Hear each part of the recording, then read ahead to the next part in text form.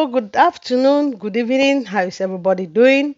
Today, we just want us to have a conversation of why vengeance is not a good position to put yourself in because it can deviate you or distract you from the actual mission that you are meant to accomplish. The first example I'm going to state here, first of all, I'm putting a disclaimer. I'm not in support of those that do wrong to people or those that do evil to people. And I'll never be in support all those family betrayers, marital betrayers, unfaithfulness. I'm not going to be in support of that, and I'm not in support of that. My mission here is that even with all those things that you have gone through, that people have put you through, that people have made you pass through, most of their intention might have been to destroy you. But you were not destroyed in that process. And since you were not destroyed in that process, bitterness, anger, revenge has overshadowed your mind, your life in such a way that even if nothing has happened, you are still looking for an opportunity that you can become great in life and revenge back to them. I hear people say, if I have money, the things that I'm going to do, you don't need to have money to do the things that you want to do, especially when it comes to vengeance. You don't even need vengeance in your life.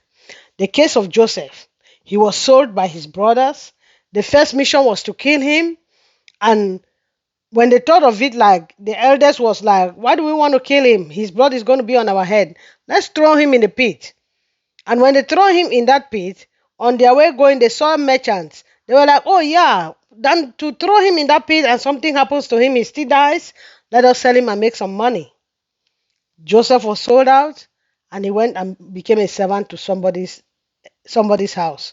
When he went there, he served his master with diligence. He served with loyalty. But what was the end result? When the wife of Potiphar tried to lure him into committing evil with her, he refused to protect his master's interest. He was betrayed by his master. You cannot blame his master. He was not there. He doesn't know the story. Most of the time, he's going to trust his wife over a stranger or a servant.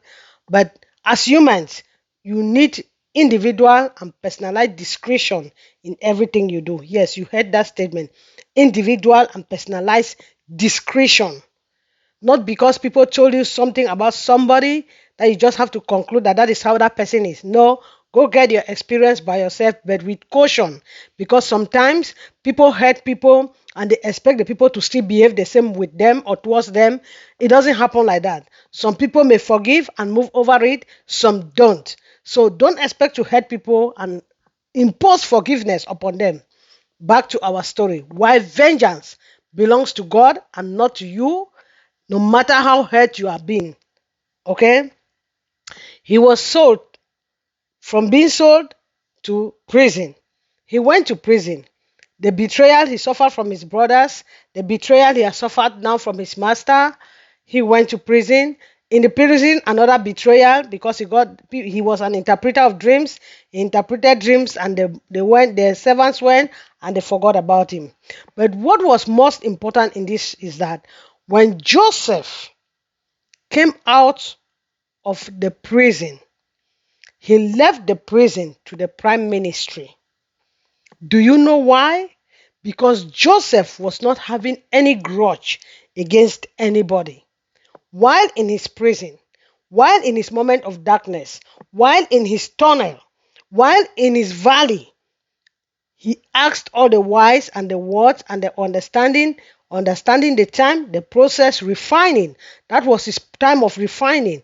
Most of you in your refining time, instead of refining yourself, building yourself, empowering yourself to learn what is happening, how you can become better, you are instead building vengeance, bitterness, anger, backbiting, blackmailing, slandering. You are just picking up. The enemy is distracting you with so many things. You're looking at everybody that has hurt you in the journey of life, how to revenge. No. And I bet you most of the time, those are a lot of distraction for many people. You have to learn to let go.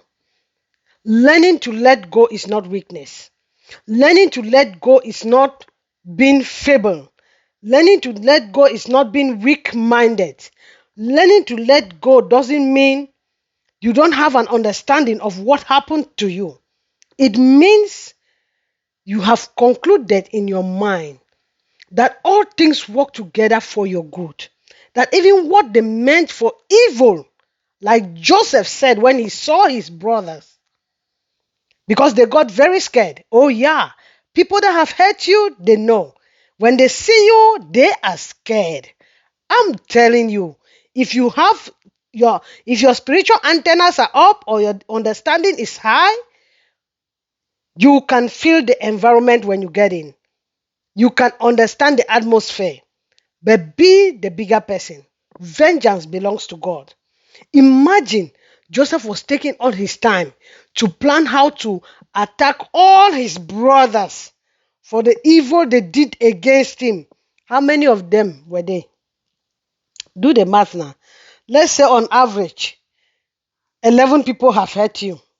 On average, or let's just give the minimum average, 11 people have hurt you. So now in that space of your heart, that you have to be an inventor, you have to be a businessman or woman, you have to be a creator, you have to be a producer, you have to be a CEO, you have to be a corporate leader, you have to be a director or a manager. You have 11 people inside the same environment trying to fight with the space in your heart. My dear, let go. A better you is the you that has let go, that can concentrate, focus, repurpose, and start doing greater things. And some of you are stuck in that environment where you are only planning of when you will get an opportunity to revenge or when you will have an opportunity to advenge. Those opportunities are a lot more distraction to you than you letting go. For those that have the opportunity to even be keeping people in the space of their heart or their mind, that you are not supposed to even do that, because the small mind that you have, the small heart that you have, God has given you for greater purpose.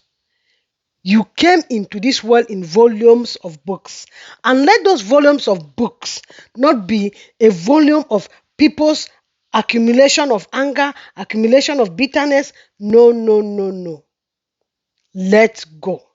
When Joseph became the prime minister, his brothers came to buy food under his ministry. That is how when Bible says what? Do not be weary in doing good, for in doing so, many have received angels. There is also a portion that says what? That vengeance belongs to God. If your enemy is hungry, feed them. If your enemy is thirsty, give them water to drink. If your enemy is lacking shelter, shed them. It doesn't mean that you should take your enemy and put under your body or in your body. Bible says what? Wisdom is profitable to direct. That one is your personal wisdom and discretion, not for me to tell you. My focus here on you letting go. Because the vengeance accumulation in your mind, the accumulation of vengeance in your heart, the accumulation of vengeance in your body, soul, and spirit is choking you up. It is not giving you space to develop yourself. It's not giving you space. My dear, let go. If it is too difficult to let go, this one is what? It's forest lavender. This kind of perfume now. Just get this kind of small, tiny bottle perfume that has sticks like this. You put it in water. You put the sticks inside.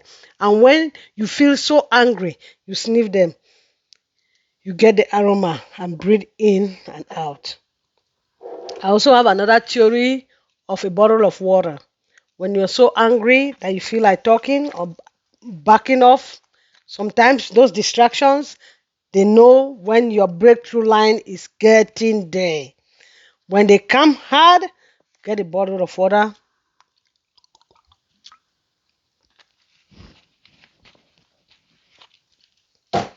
And by the time you are drinking that water, your body temperature is reducing. sometimes you may not even respond again. And you have to understand the spirit behind every word that people utter to you. That is for another day. Because if you don't understand the spirit behind the words people utter to you, you may not understand that most of the time people have discovered how focused you are. They are just trying to distract you. So, like Joseph, the message for today was what? Letting go. Vengeance belongs to the supreme commander of the universe. Stay focused, stay focused, stay focused. There are three things you don't do in the valley. You don't sleep, you don't stand, you don't sit. How many? Three things you don't do in the valley. You don't sit, you don't sleep, you don't stand. What do you do in the valley? You walk. So no matter how slow you are walking in that valley, make sure that you are not sitting, you are not standing, and you're not sleeping. As far as you're walking, you're making progress. And let that progress not be a baggage of people's bit anger or crimes or situations that they have caused you. Let it be a moment of reflection for you. How can I do better? How can I get better?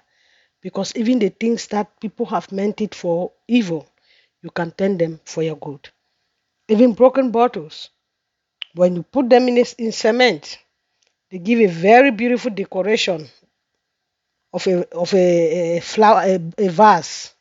Yep. Broken bottles, if you're doubting it, go to the store, pick cement, the normal cement in the store, put them in broken bottles, create a bowl. It's going to be very important, and you see what is happening. So the message for today was that let's go, because you are a potential.